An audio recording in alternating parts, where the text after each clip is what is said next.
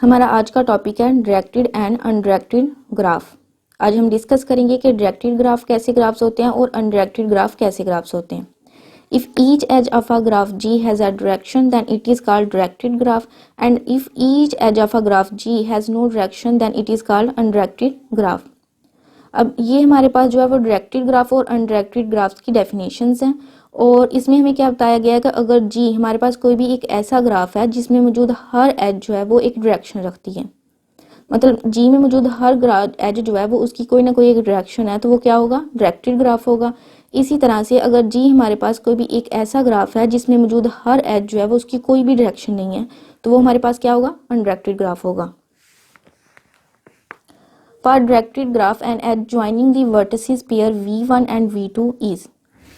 that's mean कि अगर g कोई भी क्या है, एक डायरेक्टेड ग्राफ है और e उसमें मौजूद कोई भी एक एज है जो कि v1 और v2 इन दोनों वर्टिसेस को आपस में क्या कर रही है, कनेक्ट कर रही है, तो हम उसको इस तरह से लिखते हैं।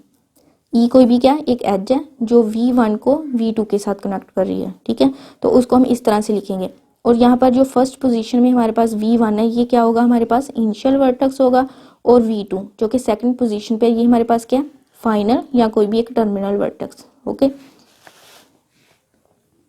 बेसिकली इसमें हमें बताया क्या गया कि अगर हम डायरेक्टेड ग्राफ के अंदर कोई भी एक एज लेंगे जो कि v1 v2 इन दोनों वर्टिसेस को कनेक्ट कर रही होगी, तो उसको हम इस तरह से लिखेंगे, ठीक हो गया। और इसके अलावा अगर हमें मतलब इस तरह से अगर कोई भी एक डायरेक्टेड ग्राफ है और उसमें कोई भी एज जो है वो इस तरह से गिवन है, तो उससे हमें क्या पता चल जाएगा कि जो फर्स्ट पोजीशन पे है वो क्या होगा, इनिशियल वर्टेक्स होगा, और जो सेकंड पोजीशन पे होगा वो क्या होगा, फाइनल या टर्मिनल वर्टेक्स होगा। डेट्स मीन कि जो एज ई है वो v1 को v2 के साथ कनेक्ट कर रही है, या हम इस तरह से कह सकते हैं कि उसकी डायरेक्शन जो है वो v1 से v2 की तरफ होगी। नेक्स्ट क्या कि but in case of undirected graph वी में राइट,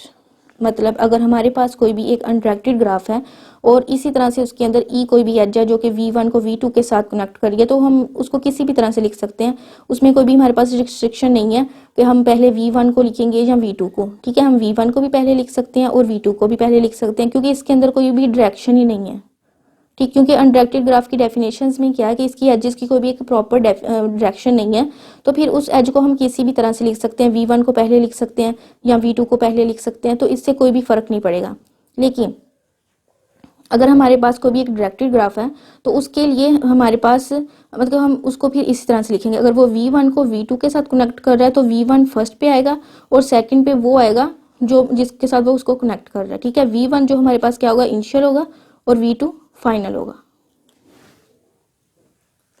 अब नेक्स्ट हमारे पास डायरेक्टेड और अनडायरेक्टेड ग्राफ से रिलेटेड एग्जांपल्स हैं। सबसे पहले हमारे पास ये एक जो है वो डायरेक्टेड ग्राफ है। आप देख सकते हैं कि इसके अंदर हर एज जो है, यहाँ पर हमारे पास क्या है, 3 एजेस हैं, और जो तीनों एजेस हैं इनकी क्या कोई ना कोई एक डायरेक्शन है। इसके ऐसा नहीं है कि अगर हम मतलब ऐसा नहीं हो सकता कि अगर ये एज है इसकी डायरेक्शन है और बाकी दो की कोई डायरेक्शन ना हो। अगर वो ग्राफ डायरेक्टेड है तो उसमें क्या होगा, तीनों की कोई ना कोई डायरेक्शन होगी।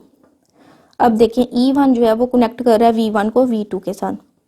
E1 जो है वो V1 से V2 की तरफ मूव कर रहा है, तो ये हमारे पास क्या होगा, इनिशियल वर्टेक्स होगा, और V2 ये हमारे पास क्या होगा, फाइनल वर्टेक्स होगा, ठीक हो गया। इसी तरह से E2 जो है वो V2 को V3 के साथ कनेक्ट कर रहा है, V2 इनिशियल होगा, ये हमारे पास फाइनल होगा। इसी तरह से E3 V3 को V1 के साथ कनेक्ट कर रहा है, तो ये हमारे पास क्या होगा, इनिशियल, और ये क्या होगा, फाइनल होगा। तो अब इन तीनों एजेस को हम इस तरह से लिखेंगे,